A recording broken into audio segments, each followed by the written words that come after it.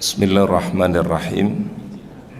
Assalamualaikum warahmatullahi wabarakatuh. Innal hamdalillah nahmaduhu wa nasta'inuhu wa nastaghfiruh wa na'udzu billahi min syururi anfusina wa min sayyiati a'malina. May yahdihillahu fala mudhillalah wa may yudlil fala hadiyalah. Asyhadu an la ilaha illallah wahdahu la syarika lah wa asyhadu anna Muhammadan abduhu wa rasuluhu la nabiyya wa la rasula ba'dah. Allahumma salli wa sallim wa barik ala hadzal nabiyil karim nabiyyina Muhammadin wa ala alihi wa ashabihi wa man tabi'ahu bi ihsanin ila yaumiddin, amma ba'du. Subhanallah wa bihamdihi adada khalqihi wa ridha nafsihi wa zinata arshihi wa midada kalimatihi. Allahumma anta rabbi la ilaha illa anta khalaqtani wa ana abduka wa ana ala ahdika wa wa'dika mastata'tu. A'udzu bika min syarri ma sana'tu, abu'u laka bi ni'matika alayya wa abu'u bi zambi faghfirli fa innahu la yaghfiru dzunuba illa anta. Hadirin jamaah salat subuh yang dirahmati oleh Allah Subhanahu wa taala. Alhamdulillah, puji dan syukur mari senantiasa kita panjatkan kepada Allah Subhanahu wa taala yang senantiasa menganugerahkan kesehatan dan afiat kepada kita semua, sehingga di pagi hari ini kita dimudahkan untuk memenuhi panggilannya melaksanakan salat subuh secara berjamaah. Semoga langkah kita di dalam kebaikan menjadi asbabul maghfirah, sebab ampunan dari Allah Subhanahu wa taala. Langkah kita dalam kebaikan mudah-mudahan menjadi asbab rafa'id darajat, diangkatnya derajat kita, dan insyaallah menjadi saksi yang terbaik di hadapan Allah Subhanahu wa taala. Salawat dan salam mari kita sampaikan kepada uswah hasanah kita, teladan kita yang mulia, Nabi Muhammad sallallahu alaihi wasallam. Mudah-mudahan salawat dan salam kita untuk beliau kelak pada yaumul akhir kita semua mendapatkan syafaatul uzma. Allahumma salli wa sallim ala nabiyyina Muhammad. Hadirin yang dirahmati oleh Allah Subhanahu wa taala, mengawali kajian di pagi hari ini karena masih dalam momentum Syawal, kami ucapkan taqabbalallahu minna wa minkum, taqabbal ya karim. Semoga Allah taala senantiasa menerima amal-amal kebaikan kita di bulan Ramadan, dan mudah-mudahan dijadikan sebagai kebaikan di sisi Allah Subhanahu wa taala, pemberat timbangan amal kita kelak pada yaumul qiyamah. Tentu harapan kita juga mudah-mudahan kita masih diberikan kesempatan kembali bertemu dengan bulan Ramadan pada tahun-tahun berikutnya insyaallah.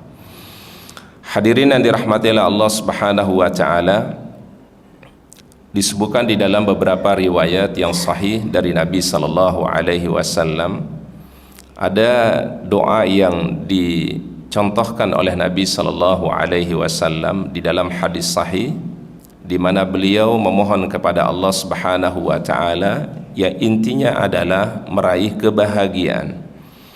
Tentu dalam timbangan syariat atau timbangan Al-Qur'an atau As-Sunnah, ya. Dan tentu tidak ada petunjuk yang paling terbaik kecuali petunjuk yang diberikan oleh baginda Rasulullah sallallahu alaihi wasallam. Di dalam hadis sahih beliau menyebutkan ada doa yang dipanjatkan oleh Rasulullah sallallahu alaihi wasallam. Allahumma inni as'aluka ridha ba'dal qada wal 'aisha ba'dal mauti wa ladzatan nazar ila wajhika wasyauqa ila liqa'ika. Ini kurang lebih doa yang diberikan petunjuk oleh baginda Nabi sallallahu alaihi wasallam. Arti dari doa ini adalah Allahumma inni as'aluka ar-ridha ba'dal qada.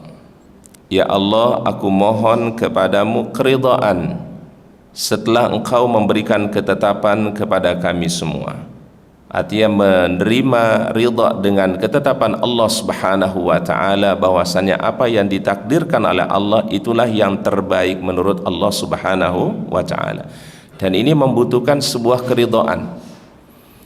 menerima dan ridha terhadap ketetapan Allah Subhanahu wa taala ternyata merupakan sumber kebahagiaan yang Allah taala berikan. Tidak mungkin orang bisa merasa bahagia dalam hidup ini kalau dia tidak ridha dengan apa yang menjadi ketetapan Allah Subhanahu wa taala. Maka termasuk bagian daripada iman kepada Allah, ya. Di antara rukun iman itu di antaranya adalah al-imanu bil qada'i wal qadar. Mengimani setiap ketentuan yang Allah telah tetapkan. Al-qada' wal qadar dari Allah Subhanahu wa taala. Dan ini yang dimohonkan oleh baginda Rasulullah sallallahu alaihi wasallam, Allahumma inni as'aluka ridha ba'dal qada. Allahumma inni as'aluka ridha ba'dal qada. Karena kalau hati itu ridha, kalau hati itu menerima ketetapan Allah, itulah awal kebahagiaan kata para ulama. Dan tidak mungkin sekali lagi orang bisa merasakan kebahagiaan dalam kehidupan itu kalau dia tidak mengimani ketetapan Allah Subhanahu wa taala. Karena kalau kita mengandalkan logika kita, terkadang logika ini seringkali bertentangan dengan apa yang menjadi ketetapan Allah Subhanahu wa taala. Oleh karenanya yang paling utama adalah meridhai dulu apa yang menjadi ketetapan Allah Subhanahu wa taala. Bahkan kalau terjadi musibah saja, seseorang tidak boleh berandai-andai, kan?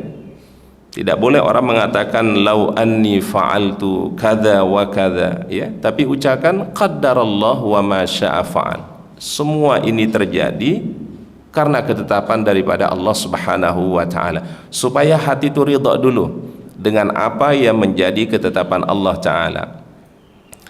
Kemudian beliau ucapkan wa bardal 'aishi ba'dal maut. Ya Allah, berikanlah kami, ya, kebahagiaan setelah kematian nanti, ya. Jadi tidak ada kebahagiaan itu adalah bagi orang-orang yang beriman. Ar-raha itu fil akhirah, ya. Jadi kebahagiaan yang hakiki itu adalah fil akhirah ketika orang sudah kembali kepada Allah Subhanahu wa taala. Maka kita diingatkan di dalam ayat Al-Qur'an, ya, di dalam surah yang kaitannya dengan kematian, biasanya kullu nafsin dha'iqatul maut wa innama tuwaffawna ujurakum yaumal qiyamah faman zuhziha 'anil nari wa udkhilal jannata faqad faz. Jadi orang yang paling bahagia itu menurut Al-Qur'an adalah zuhziha 'anil nari wa udkhilal jannah, yang dijauhkan dari api neraka Allah dan dimasukkan di dalam apa? Al-jannahnya. Itulah orang yang paling berbahagia. Dan ini yang diminta oleh baginda Rasulullah SAW, wa bardal 'aishi ba'dal maut, dan mendapatkan kebahagiaan hidup setelah kematian. Bardal 'aish, 'aish itu artinya kehidupan. Bardal 'aish ba'dal maut. Berarti ada kehidupan yang jangka panjang, kehidupan yang hakiki sesungguhnya, yaitu darul akhirah. Maka ada satu kisah diceritakan tentang Imam Abu Hanifah, ya. Walaupun juga riwayat ini diceritakan tentang beberapa para ulama, ya, ulama salafus soleh terdahulu. Di antaranya ada riwayatnya Imam Abu Hanifah, ada riwayatnya Imam Malik, ya. Jadi seorang muridnya bertanya kepada beliau, ya, wahai sang imam, ya, mata rohah, ya. Rohah itu kalau bahasa kita rehat, Pak, ya. Istirahat itu kapan, ya? Ar-rohah, ya. Makanya salat yang ada di bulan Ramadan namanya salat tarawih, rohah, ya, istirahat. Kapan rehat yang sebenarnya? Ya memang kita di dunia ini kita rehat, Pak, ya. Kalau kita udah capek bekerja, capek beraktivitas, kita biasanya rehat sejenak. Tapi rehat di dunia ini cuma sebentar saja. Fa idza faragta fansab wa ila rabbika farghab. Tapi kata Imam Abu Hanifah, sekali lagi riwayatnya ada dua. Ada riwayatnya ucapan Imam Abu Hanifah, tapi ada juga riwayatnya ucapan Imam Malik. Jadi kita baca di dalam beberapa referensi para ulama, ada riwayatnya tentang kisahnya Imam Abu Hanifah, ada tentang kisahnya Imam Malik rahimahullahu taala, ya.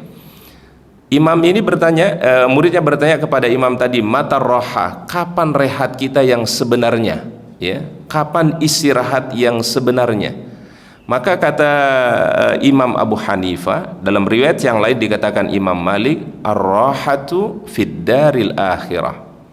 Ar-rahatu fid daril akhirah. Rehat yang sesungguhnya istirahat yang sesungguhnya yaitu adalah al-akhirah, ketika manusia telah kembali kepada Allah Ta'ala dalam kehidupan akhirat. Karena selama manusia berada dalam kehidupan ini tentu ada perjuangan, ada pengorbanan, ada kesungguhan, ya, ada amal soleh dan seterusnya. Kita pasti di dunia ini berjuang, tetapi semua ini akan berakhir fil akhirah, setelah orang itu kembali kepada Allah Subhanahu wa Ta'ala. Tinggal menikmati apa yang Allah Ta'ala siapkan, ya, berupa al-jannah, ridha dari Allah Subhanahu wa Ta'ala. Tapi selama ada dalam kehidupan dunia ini, konsepnya adalah ya tadi, ya apa namanya, ada perjuangan, ada kesungguhan, ya.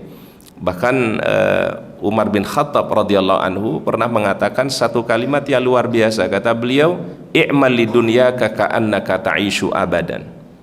Kalau kita berbuat untuk dunia, sedang beraktivitas duniawi, ka'annaka ta'ishu abadan, seakan-akan engkau masih, ya, memiliki umur yang panjang, seakan-akan kau hidup selama-lamanya. Ka'annaka ta'ishu abadan, kalau beraktivitas duniawi. Wa'mal li akhiratika, tapi ketika engkau beramal untuk akhiratmu, kata Umar bin Khattab, ka'annaka tamutu ghadan, seakan-akan engkau akan meninggal dunia esok harinya. Jadi artinya Pak, ketika orang masih dalam kehidupan dunia dan menjalankan aktivitas dunia ini, masih memiliki harapan yang panjang, ka'annaka ta'ishu abadan. Tapi begitu sudah salat, begitu sudah ibadah kepada Allah Ta'ala, ketika dia menjalankan kebaikan yaitu orientasinya akhirat, ka'annaka tamutu ghadan, seakan-akan engkau akan meninggal dunia esok harinya. Jadi ini memang apa namanya, salah satu hal yang tadi disebutkan oleh Imam Abu Hanifah atau oleh Imam Malik, rehat kita yang sebenarnya itu bukan di dunia. Rehat kita yang sebenarnya adalah ad-darul akhirah, dalam kehidupan akhirat. Ya, jadi sudah nggak ada lagi capek untuk sholat, capek untuk ta'lim, capek untuk beraktivitas, nggak ada lagi. Semua adalah tinggal an-ni'mah, ya, kebahagiaan yang Allah Ta'ala berikan. Oleh karena yang dimintakan oleh baginda Nabi Sallallahu Alaihi Wasallam tadi apa? Wa bardal aishi, ya, ba'dal maut, kebahagiaan setelah kematian. Kemudian waladzatan nazari ila wajhik, ya Allah, aku mohon untuk mendapatkan kelezatan melihat wajahmu yang mulia itu. Wasyauqa ila liqaika, dan rindu untuk berjumpa denganmu ya Allah. Riwayatnya doa ini dibaca oleh Nabi Sallallahu Alaihi Wasallam ketika beliau sholat malam, ya. Allahumma inni as'aluka ridha ba'dal qada wa bardal aishi ba'dal maut wa ladzatan nazar ila wajhik wasyauqa ila liqaik. Maka salah satu bagian dari jiwa itu, kata para ulama, kalau kita kaji dalam tazkiyatun nafs, jiwa itu kan terbagi menjadi tiga Pak, ya. An-nafsu itu terbagi menjadi tiga. Pertama ada yang disebut dengan an-nafsul mutmainnah, ya, an-nafsu al-mutmainnah, ya, jiwa yang tenang, jiwa yang beriman kepada Allah. Kalau Imam Syafi'i memahami kalimat an-nafsul mutmainnah itu, kata beliau, ya, allati tuhibbul khaira wal hasanat wa turiduha, jiwa yang apa namanya, mencintai kebaikan dan amal-amal soleh, disebut dengan an-nafsul mutmainnah. Jiwa yang diisi dengan amal-amal kebaikan, jiwa yang diisi dengan kebaikan-kebaikan, disebut dengan an-nafsul mutmainnah menurut Imam Syafi'i.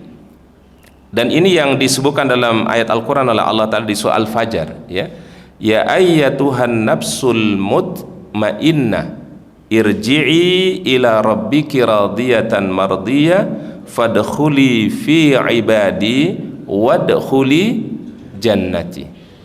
Jadi berarti yang diseru nanti oleh Allah ketika orang meninggal dunia itu bukan fisiknya, tapi jiwanya yang beriman kepada Allah, beriman kepada Rasul. Itu yang diseru oleh Allah Ta'ala, ya ayyatuhan nafsul mutmainnah. Ini jenis jiwa yang pertama yang disebutkan dalam Al-Quran. Yang kedua, ada jiwa yang kedua namanya an-nafsul lawwamah, ya, an-nafsul lawwamah. Lawwamah itu artinya yang mencela ketika dia berbuat salah, berbuat kekhilafan, tergelincir dalam kesalahan, maka dia akan mencela, menyesali, ya, dari kata laum. Laum itu menyesal. Dan ini masih indikasi kebaikan, Pak. Karena ketika orang berbuat salah masih ada penyesalan, masih ada rasa memiliki kekurangan, maka ini ciri kebaikan. Dan salah satu syarat taubat menurut Imam Nawawi itu adalah an-nadam, menyesal, minimal menyesal. Ketika dia berbuat salah, kekhilafan, ada rasa penyesalan terhadap kesalahan tadi, maka ini salah satu syarat daripada taubat menurut Imam Nawawi. Dan ada yang unik dari Imam Nawawi ini, kalau kita kaji di dalam manaqib beliau, Imam Nawawi ini ulama yang sangat produktif, Pak. Dari sekian ulama-ulama yang ada, di antara yang paling produktif itu adalah Imam An-Nawawi. Usia beliau wafat itu sekitar kurang lebih 48-49 tahun. Ya, berarti usia boleh dikatakan usia belum terlalu tua, Pak, wafat. Tetapi karyanya beliau, karyanya dengan usianya tidak sebanding, Pak. Antara usia beliau dengan dengan karya beliau, lebih banyak karyanya, Pak. Sampai kata para ulama mengatakan Imam Nawawi ini sudah menulis karya tulis itu mulai sudah lahir udah nulis, Pak. Saking banyak ininya, Pak, banyak karyanya, Pak.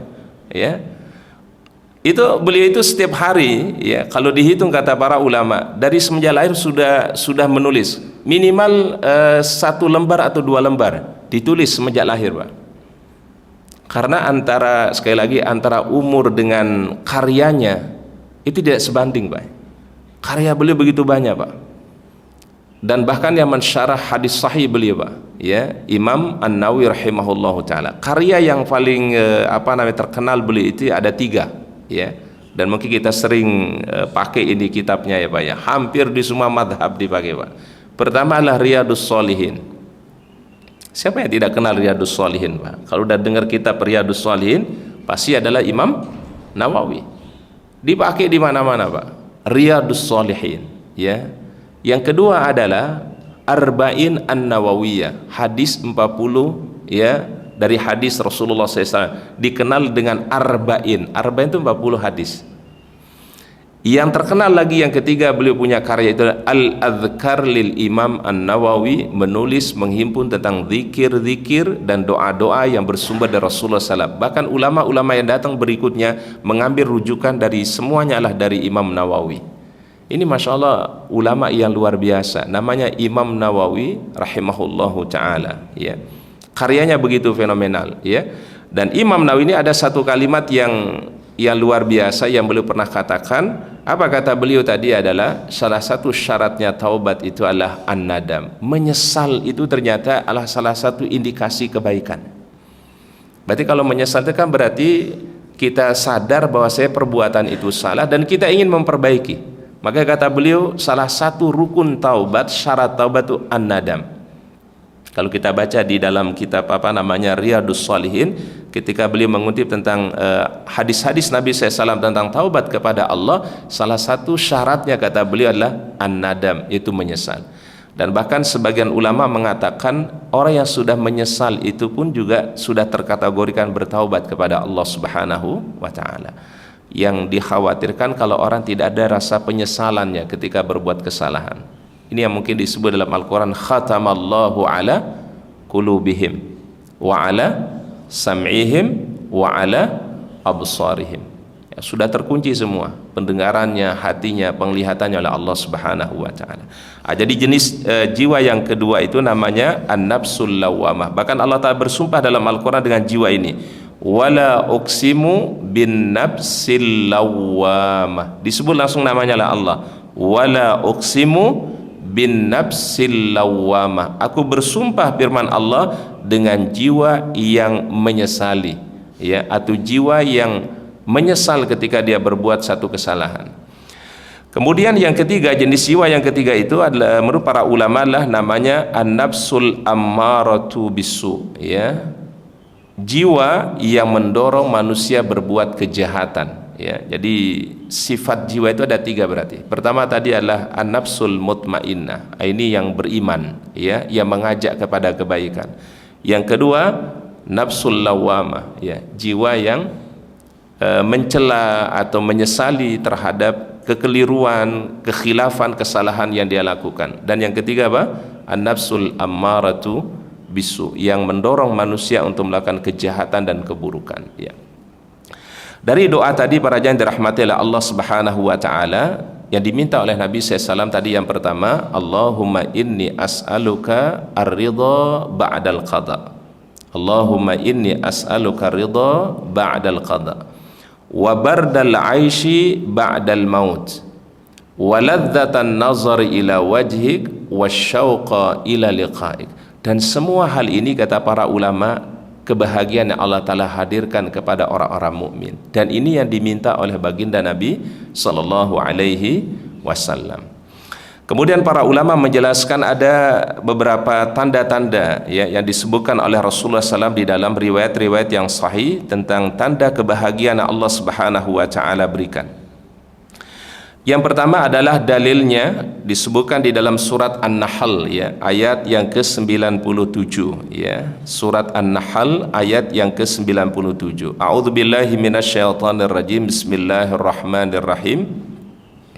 Man 'amila shalihan min dzakarin aw unsa wa huwa mu'minun falanuhyiyannahu hayatan thayyibatan. Man amila, man ini kalau dalam ilmu nahwu namanya man syartiyah ya. Man amila atau man mausulah ya. Man amila salihan, barang siapa yang beramal soleh, min dzakarin au untha, baik dari laki-laki ataupun perempuan. Jadi syariat tidak membedakan antara laki dan perempuan di dalam menjalankan amal soleh ya. Jadi Al-Quran tidak membedakan antara jenis laki-laki ataupun perempuan di dalam apa? Di dalam kebaikan dan amal soleh. Mungkin Islam membedakan itu pada hanya beberapa hal saja, Pak. Tidak banyak perbedaan sebenarnya antara laki dan perempuan, kecuali pada beberapa hal saja. Di antaranya tentang warisannya. Ya, kalau diwariskan kan memang dibedakan laki dan perempuan ya. Ya, kalau laki mendapatkan 2 bagian, kalau perempuan hanya dapat apa? 1 bagian dalam hak waris. Lidzakari mislu hadzil unsain. Tetapi di dalam hal yang lainnya, apalagi dalam syariat, tidak membeda-bedakan laki dan perempuan. Jadi kesetaraan itu Allah Ta'ala berikan, Pak. Ya. Dan inilah yang kemudian dulu para sahabat itu pernah protes kepada Rasul, Pak. Jadi ibu-ibu itu pernah protes kepada Nabi Sallallahu Alaihi Wasallam karena Rasul seringkali menyebutkan laki-laki pada masa itu, ya. Maka kemudian sahabat itu kumpul ke Aisyah radhiyallahu anha, kemudian protes kepada Nabi SAW, ya Rasulullah SAW, kapan disebutkan perempuan dalam Al-Quran oleh Allah? Ya, karena yang disebutkan laki-laki terus, Pak. Rupanya ibu-ibu pada protes, ya. Maka turunlah surat Al-Ahzab kepada baginda Nabi sallallahu alaihi wasallam yang penyebutannya sama antara laki-laki dan perempuan. Innal muslimina wal muslimat wal mu'minina wal mu'minat wal qanitina wal qanitat was saimina was saimat was sadiqina was sadiqat, dan seterusnya. Itu disebutkan bersamaan, Pak. Itulah kemudian kenapa ketika khutbah Jumat itu ya, khatib selalu membuka doanya dengan kalimat tadi, Pak. Allahumma ghfir lil muslimina wal muslimat wal mu'minina wal mu'minat. Padahal dalam bahasa Arab kata muslim itu sebenarnya sudah merujuk kepada laki dan perempuan. Jadi orang kalau sebut muslim itu sebenarnya sudah masuk laki dan perempuan. Makanya hadis tentang thalabul ilmi itu kan hadisnya thalabul ilmi faridatun ala kulli muslim, nggak disebut muslimah, Pak. Karena kata muslim itu di dalam terminologi syariat itu, Pak, artinya adalah laki perempuan. Jadi kalau udah sebut muslim itu sudah maknanya adalah baik laki-laki ataupun apa? Perempuan. Makanya Rasul menyebut hadisnya thalabul ilmi faridatun ala kulli muslim. Tidak ada kalimat muslimah ya. Karena yang dipahami kalau sudah kalimat muslim itu laki ataupun apa? Perempuan. Kemudian juga misalnya hadis Nabi SAW, awaladin. Kata walad dalam bahasa Arab itu merujuk kepada 2 juga, baik anak kita yang laki-laki ataupun anak yang perempuan disebut waladun. Ya, apa namanya Pak? Walad, anak. Kalau anak itu ya berarti laki-laki ataupun perempuan. Nah, cuma ini yang kemudian menyebabkan ibu-ibu di zaman Nabi protes, Pak. Ini kayak kok Rasul menyebutnya kok laki-laki semua, kok nggak ada disebut perempuan gitu. Maka turunlah ayat tadi, innal muslimina wal muslimat wal mu'minina wal mu'minat wal qanitina wal qanitat. Artinya Pak, di dalam syariat itu sekali lagi disetarakan kedudukan laki dan perempuan dan tidak dibeda-bedakan oleh Allah Subhanahu wa taala kecuali dalam beberapa hal saja.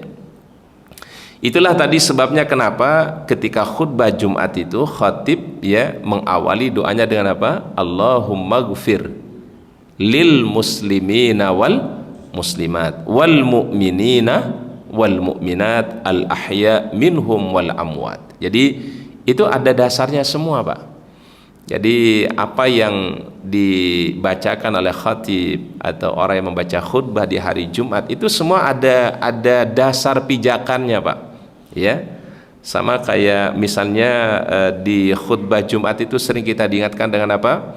Wardallah anil khulafa'ir rasyidin Abi Bakrin wa Umar wa Utsman wa Ali. Zaman Nabi nggak ada nyebutin itu, Pak. Itu kan masa setelahnya para sahabat, Pak. Wardallahu anil khulafa'ir rasyidin. Ya Allah, berikanlah keridhaan kepada para khulafa'ur rasyidin Abi Bakrin wa Umar wa Utsman wa Ali. Itu di zamannya Umar bin Abdul Aziz, Pak. Ya, Umar bin Abdul Aziz, ya. Itu baru mulai khatib itu membacakan apa namanya, Pak? Wardallahu anil khulafa'ir rasyidin, supaya mereka memuliakan para sahabat, mencintai para sahabat, ya. Karena mencintai para sahabat itu bagian daripada akidah, kan? Kemudian termasuk di akhir khutbah itu innallaha ya'muru bil adli wal ihsan wa ita'idzil qurba wa yanha 'anil fahsya'i wal munkari wal baghi ya'izukum la'allakum tadhakkarun. Itu enggak dibaca di zaman Nabi, enggak ada, Pak. Itu dibacanya baru pada zamannya khulafa, yaitu khalifah siapa tadi? Umar bin Abdul Aziz. Ya, Pak, ya.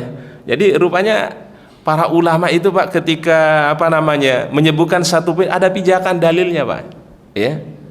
Jadi di zaman Nabi mungkin tidak dilakukan, tetapi di zaman berikutnya dilakukan, ada pijakan dalilnya, pijakan hadisnya ada, Pak. Kayak tadi wardallahu anil khulafa'ur rasyidin Abi Bakrin wa Umar wa Utsmana wa Ali. Di zaman Nabi pasti tidak dibaca itu, Pak.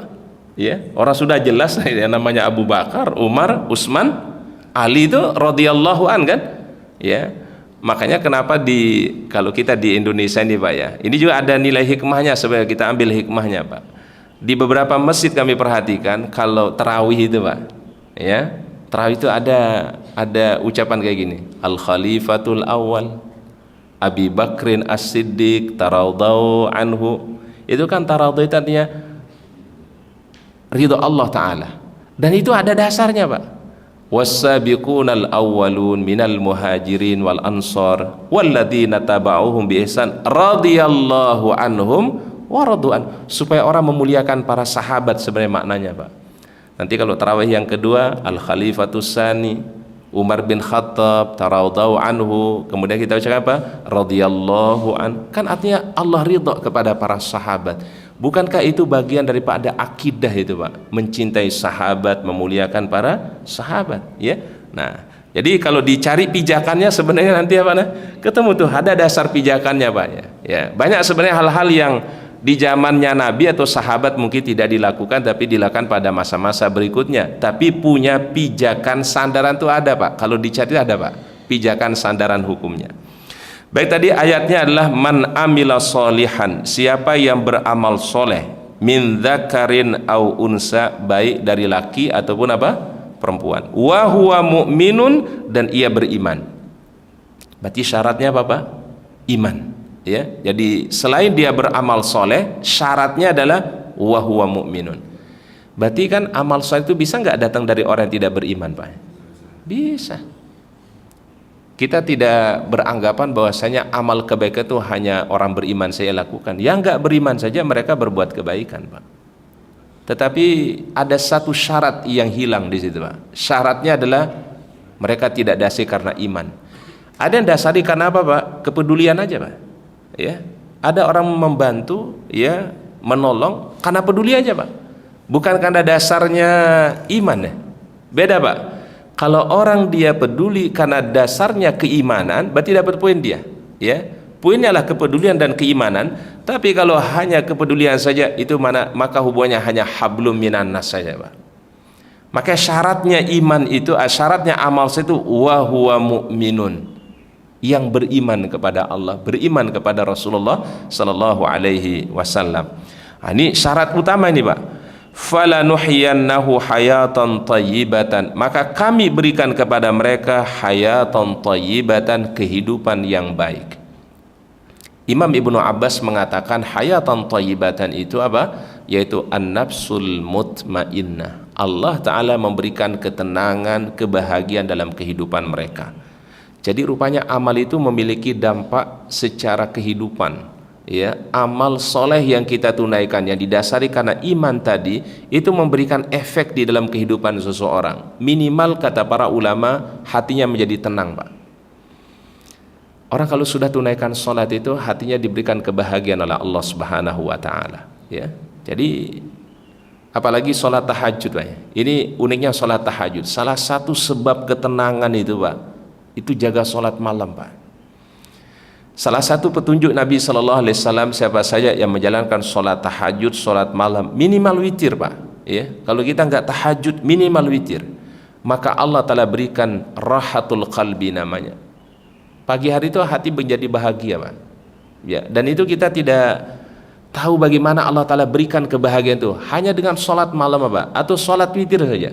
Maka dalam mazhab Hanafi itu witir itu hukumnya wajib, Pak, ya, dalam mazhab Hanafi, Pak, ya. Kalau mazhab yang lain sih Imam Maliki, Imam Syafi'i, Imam Hambali mengatakan sholat witir hukumnya apa? Sunnah muakkadah. Tapi kalau dalam mazhab Hanafi, witir itu hukumnya wajib. Hampir seluruh para sahabat, dan ini mencontohi Nabi SAW, tidak pernah meninggalkan sholat witir, Pak. Bahkan riwayatnya, Pak, Muawiyah itu, Pak, witirnya cuma 1 rakaat aja, Pak. Muawiyah radhiyallahu anhu, witirnya 1 rakaat aja, Pak, ya. Tapi dia dawamkan, Pak, dia rutinkan itu amal saleh. Karena kenapa? Ternyata ini salah satu sebab rohatul qalbi. Hati itu menjadi tenang, hati diberikan kelapangan oleh Allah kalau dia jaga sholatnya. Wabil khusus sholat malam minimal adalah sholat witir. Oleh karena ada beberapa sahabat witirnya adalah ba'da isya, ya. Jadi kalau kita mohon maaf mungkin rasanya malam ini mungkin tidak bangun sholat tahajud, ya, maka kita bisa sholat witirnya ba'da apa? Ba'da isya. Habis ba'diyah langsung aja sholat witir, nggak ada masalah. Kalau nanti kita bangun sholat tahajud, alhamdulillah, ya, kita bisa tahajud, ya. Tapi kalau sekiranya kita terlewat sholat tahajudnya, maka kita sudah jalankan sesuatu yang membawa rahatul qalbi. Hati menjadi bahagia, itu adalah qiyamul lail. Nah, ini yang kata Imam Ibnu Abbas tadi, hayatan thayyibah itu apa? Yaitu an-nafsul mutmainnah, jiwa yang tenang, kebahagiaan yang Allah Ta'ala berikan.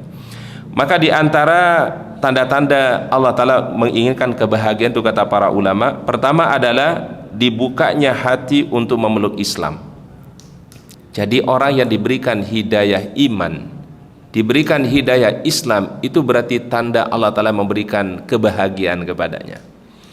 Kalau kita baca dalam sirah itu, Pak, ada dulu 2 orang yang punya potensi baik di masa Rasulullah, Pak. 2 orang ini namanya Umar bin Khattab dan yang kedua Amr bin Hisham, ya. Jadi 2 orang ini, Pak, orang baik sebenarnya, Pak. Orang yang punya potensi dalam kebaikan. Pertama adalah Umar bin Khattab dan yang kedua Amr bin Hisham. Amr bin Hisham ini, Pak, yang sering kita kenal dalam sejarah namanya Abu Jahal, ya. Jadi namanya cakep sebenarnya, Pak, Abul Hakam namanya, Pak. Jadi Abu Jahal itu gelar berikutnya, Pak. Awal gelarnya sebenarnya, Pak, kalau kita baca dalam sirah itu Abul Hakam, bapaknya orang yang bijaksana, Pak. Tidak mungkin disematkan itu kalimat kecuali kepada orang baik, Pak. Kami ulangi sekali lagi, 2 orang dulu yang terbaik di kota Mekah itu, pertama namanya Umar bin Khattab, yang kedua namanya siapa, Pak? Amr bin Hisham. Nama julukan awalnya Abul Hakam, bapaknya orang yang paling bijak, Pak. Jadi dia baru dikasih gelar Abu Jahal itu karena nolak Islam, Pak. Kalau nggak nolak Islam Pak, mungkin dia orang yang terbaik. Mungkin sahabatnya bisa levelnya mungkin dengan Abu Bakar Pak. Nih kalau dia berislam tuh Abu Jahal Pak, atau Amr bin Hisham. Mungkin level sahabatnya itu standarnya sama dengan siapa Pak? Abu Bakar As-Siddiq. Dalam doanya Nabi SAW itu kan beliau berapa? Allahumma izzal Islam bi islami ahadil umaraini. Ya Allah, muliakanlah agamamu Islam ini dengan engkau berikan hidayah satu di antara dua orang yang terbaik ini Pak. Siapa dua orang yang terbaik tadi Pak? Umar dan Amru. Umar ini Umar bin Khattab, Amru itu Amru bin Hisham. Karena dalam bahasa Arab itu Pak, Amru sama Umar tulisannya sama. Ya coba kalau ada papan tulis tuh ya, Umar sama Amru sama sebenarnya Pak. Cuma baru di belakang hari, di belakang waktu berikutnya dikasih wawu di belakang Pak, supaya membedakan antara Umar dengan Amru. Dulu di zaman Nabi ya tulisan Umar sama Amru sama. Ain mim ro, bisa dibaca Umar, bisa dibaca Amru. Di belakang waktu berikutnya, nah ini biar penulisannya tidak salah, memanggilnya tidak salah, baru dikasih wawu di belakang Pak. Kalau belakangnya wawu berarti Amru. Kalau nggak ada wawu di belakangnya berarti Umar. Paham ya Pak ya? Ini kalau ditulis di papan tulis itu Pak, kalau tidak ada wawu berarti bacanya Umar. Kalau ada wawu di belakangnya Amru, karena ada sahabat namanya Amru bin As. Amru bin As punya anak juga sahabat Nabi, Abdullah bin Amru ibnul As. Itu tulisannya sekarang Pak dikasih wawu di belakangnya Pak, untuk membedakan antara Umar dan Amru. Kalau Umar tadi nggak pakai apa Pak? Wawu. Kalau yang pakai wawu apa? Amru. Dan tokoh penting di Mekah itu dulu namanya Amru bin Hisham. Julukan awalnya Pak disematkan Abul Hakam, bapak orang yang paling bijaksana Pak. Dan dia tokoh sentralnya Mekah. Artinya Pak, kalau dia beriman ya, mungkin orang Mekah itu semua beriman Pak. Cuma kan sekali lagi hidayah iman Islam itu kan hak Allah Subhanahu wa taala ya. Siapa yang mendapatkan hidayah? Ternyata yang diberikan hidayah oleh Allah Umar bin Khattab. Inilah sebab turun ayat Al-Quran di surat Al-An'am ayat 125. Faman yuridillahu ayyahdiyahu. Barang siapa yang Allah Ta'ala kehendaki baginya hidayah ya, jadi berarti hidayah itulah kehendak Allah ya. Yashrah sadrahu lil Islam, dia mudah untuk menerima Islam, lapang hatinya untuk menerima Islam itu. Siapa maknanya ayat ini? Ini ayat asbabun nuzulnya pada saat masuk Islamnya Umar bin Khattab radhiyallahu anhu. Faman yuridillahu ayyahdiyahu yashrah sadrahu lil Islam. Berarti yang mendapatkan doanya Nabi tadi yaitu siapa Pak? Umar bin Khattab ya. Dan memang ada hikmahnya juga Pak. Salah satu hikmahnya Umar masuk Islam itu Pak, setelah Umar masuk Islam itu tidak ada orang yang berani lagi menghina Islam Pak. Ini salah satu hikmahnya masuk Islamnya Umar Pak. Bahkan ketika beliau mau berangkat hijrah ke Madinah, satu-satunya orang Mekah Pak yang hijrahnya di siang hari itu cuma Umar Pak ya. Sahabat yang lain mah hijrahnya sebelum subuh Pak ya, karena kalau sebelum subuh kan orang Mekah lagi apa Pak? Tidur. Atau hijrahnya nanti ba'da isya gitu Pak ya. Ya di malam hari Pak. Kalau enggak ba'da isya sebelum subuh berangkatnya Pak. Kalau Umar enggak Pak, siang hari Pak. Siang hari dia berangkat. Bahkan sampai diceritakan dalam riwayat itu apa Pak?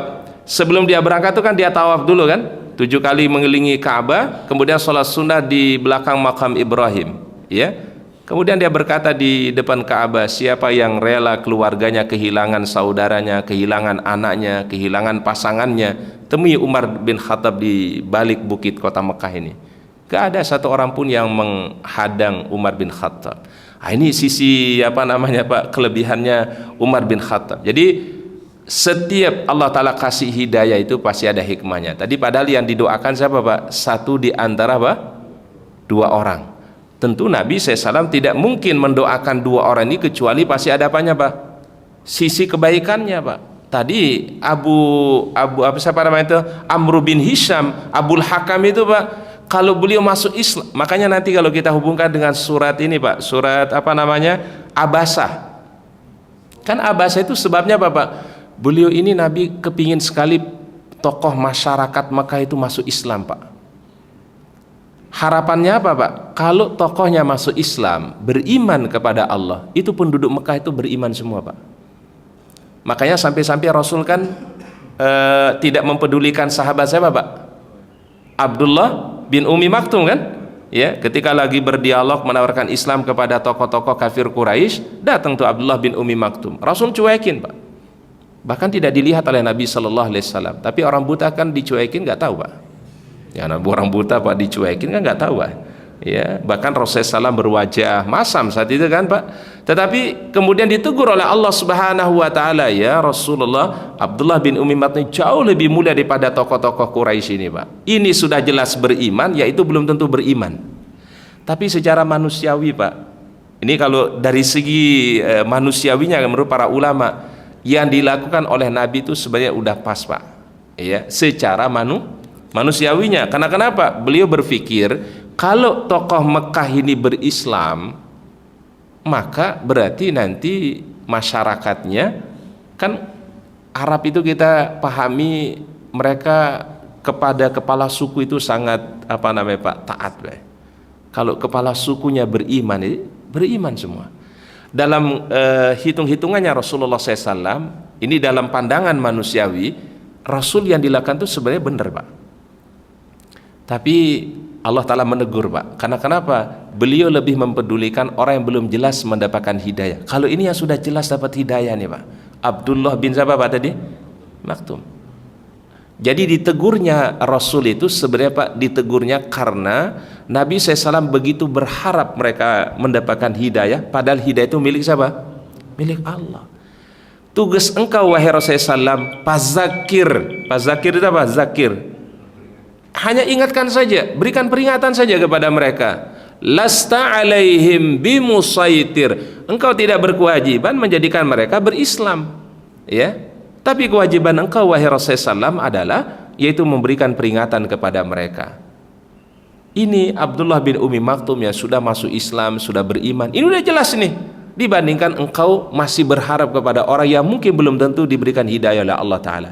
Di situ letak apa namanya Pak, ingin diluruskannya Nabi Sallallahu Alaihi Wasallam Pak. Tapi sekali lagi secara manusiawi, apa yang dilakukan Nabi Sallallahu Alaihi Wasallam itu sebenarnya adalah suatu yang benar. Tapi dalam pandangan Allah Ta'ala, jangan engkau memperhatikan sesuatu yang belum jelas dia beriman. Kalau yang sudah beriman ini yang kau lebih peduli wahai Rasulullah.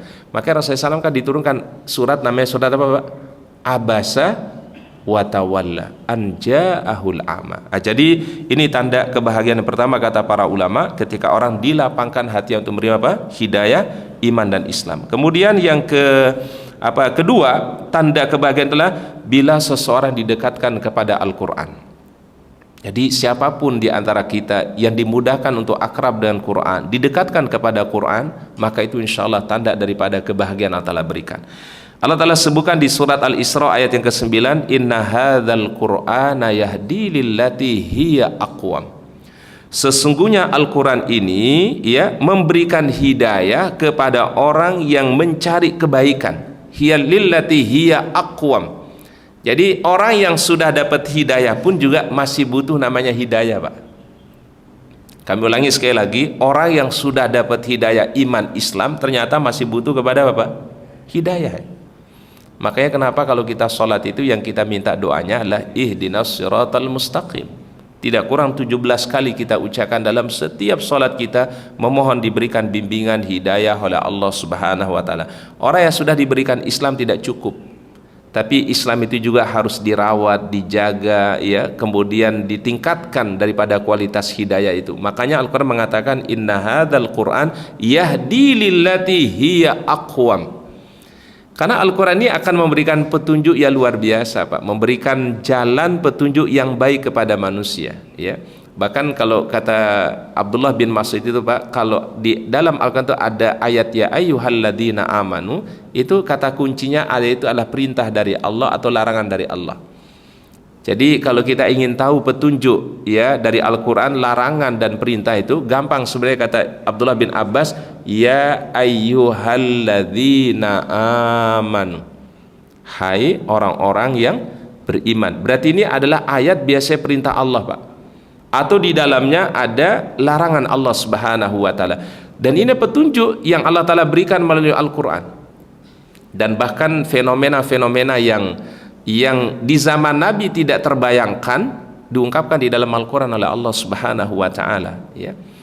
Contoh misalnya disebutkan di surat Ar-Rahman ya, marajal bahraini yaltaqiyan bainahuma barzakhun la yabghiyan. Ada fenomena kejadian yang mungkin di zaman Nabi tidak pernah terbayangkan, Pak.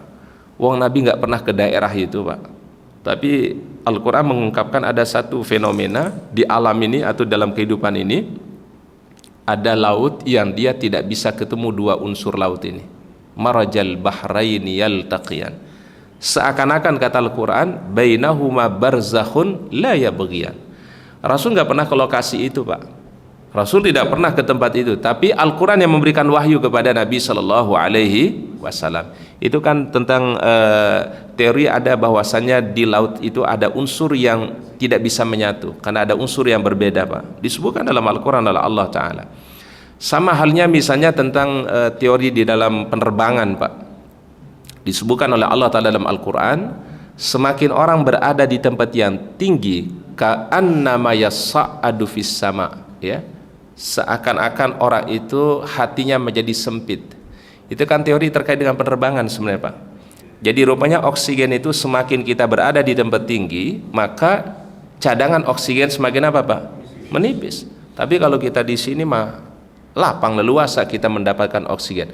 Diibaratkan orang yang beriman itu, Pak, dilapangkan hatinya untuk mendapatkan oksigen secara maksimal. Tapi orang yang tidak beriman itu hatinya dijadikan sempit, seperti orang yang naik di atas tempat yang tinggi dan hatinya menjadi terasa sempit.